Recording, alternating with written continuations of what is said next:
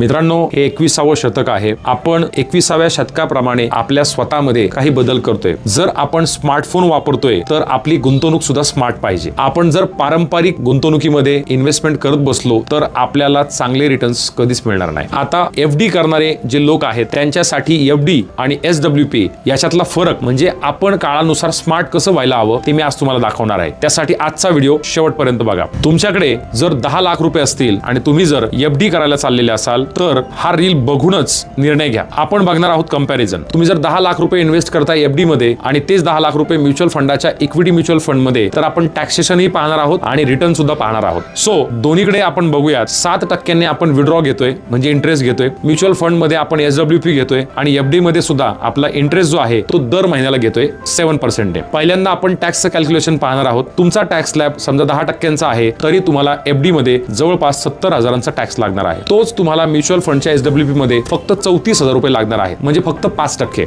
आता मुद्द्याची आणि महत्वाची गोष्ट म्हणजे तुमचे रिटर्न्स. तुम्ही जर एफडी करताय, जर 10 वर्ष एफडी केली तर 10 लाखांचीच अमाऊंट मिळणार आहे. पण इथे जर आपण 12% रिटर्न जरी पकडले तरी एसडब्ल्यूपी घेऊन सुद्धा 18 ते 19 लाख रुपयापर्यंतची अमाऊंट आपल्याला मिळणार आहे. सो हे कॅल्क्युलेशन बघितल्यानंतर एफडी पेक्षा एसडब्ल्यूपी उत्तम वाटत असेल तर एसडब्ल्यूपी अशी कमेंट करा. माझी टीम तुम्हाला कनेक्ट करेल आणि तुमची एसडब्ल्यूपी सुरू करून देईल. अशाच उपयुक्त रील आणि व्हिडिओसाठी स्वरा इन्व्हेस्टमेंटच्या युट्यूब चॅनलला सबस्क्राईब करा आणि फेसबुक आणि इंस्टाग्रामला आम्हाला फॉलो करा. आणि हा रील अशा मित्रांना पाठवा जे अजूनही बँकेमध्ये एफडी करतायत, ज्यांना एसडब्ल्यूपी माहिती नाहीये. So have abundant life. Thank you.